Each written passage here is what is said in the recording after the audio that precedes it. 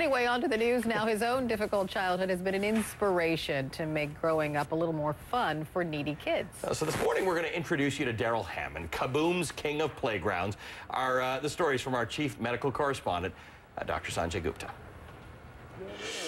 Darell Hammond's dream is to build a safe playground within walking distance of every child in America.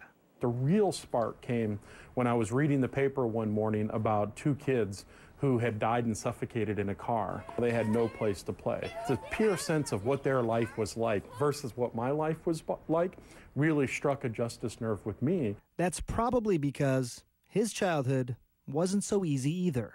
When I was 4 years old and my father left my mother and all 8 of us children, and after several years of trying to raise us, she had a nervous breakdown. And we had an option of either becoming wards of the court or going to this group home outside of Chicago. They moved to the home. Separated from his brothers and sisters into age group dorms, Darell kept everything he owned in a small trunk, waiting to move to the next dorm. In college, Darell took another hit. I learned that I had a severe learning disability and was dyslexic. And it was crushing to me. Darell says it was overcoming those obstacles that instilled in him the desire to give back. I was not neglected, I was not abused, I was giving clothes, I was giving a great education. I just wanted to be a contributing member of society and not to be a nuisance. And contribute he has. Hammond founded a nonprofit group called KaBOOM, which brings together corporate sponsors and residents of needy communities to build playgrounds in a single day. To date, they've built more than 2,000. What it showed me was the power that play actually had for kids and bringing back both.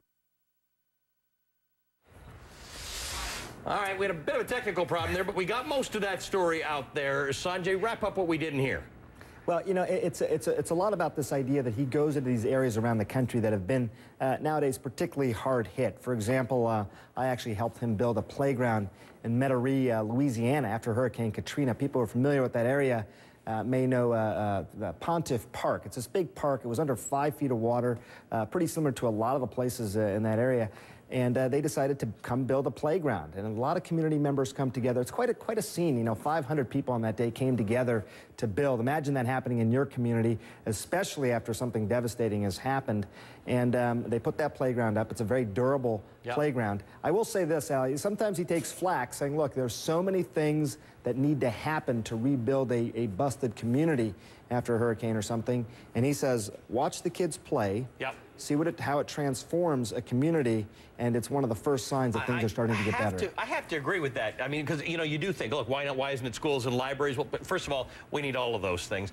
But it has to be, it's the center of a child's life, and the idea that they will think of that community as the place that they grew up and loved and continue to invest in it and not just think about getting out of it. That's absolutely right, and it is all, you know, mainly donations, money-wise, as far it's not taking away from some of the other public buildings and things like that. And again, remember that goal at the very beginning, a safe playground within walking distance for every child in America. That's his goal. It's a good one, Sanjay. Thanks. I'm just impressed Sanjay built a playground. Really?